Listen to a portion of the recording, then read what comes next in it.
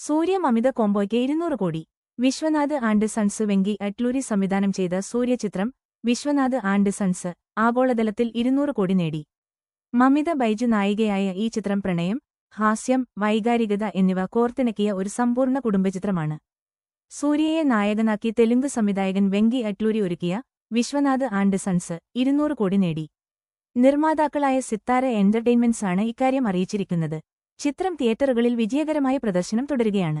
പ്രണയം, ഹാസ്യം, വൈകാരിക നിമിഷങ്ങൾ, മികച്ച ഗാനങ്ങൾ എന്നിവ കോർത്തിണക്കി സൂര്യ ആരാധകർക്കും കുടുംബ പ്രേക്ഷകർക്കും ഒരുപോലെ ആസ്വദിക്കാവുന്ന രീതിയിലാണ് ചിത്രം ഒരുക്കിയിരിക്കുന്നത്. ചിത്രം കേരളത്തിലെ തിയേറ്ററുകളിൽ പ്രദർശനത്തിന് എത്തിച്ചിരിക്കുന്നത് ന്യൂ സൂര്യ ഫിലിംസ് ആണ്. മലയാളി താരം മമിത ബൈജു നായികയായി എത്തുന്ന ചിത്രം ഫോർച്യൂൺ 4 സിനിമാസുമായി ചേർന്ന് സിതാര എന്റർടൈൻമെന്റ്സ് ബാനറിൽ സൂര്യദേവര നാഗവംശി, സായ സൗജന്യ എന്നിവരാണ് നിർമ്മിച്ചിരിക്കുന്നത്. ശ്രീകര സ്റ്റുഡിയോസാണ് ചിത്രം അവതരിപ്പിക്കുന്നത്. ഒരു ഗംഭീര ഫാമിലി എന്റർടൈനറായാണ് ചിത്രം ഒരുക്കിയിരിക്കുന്നത്.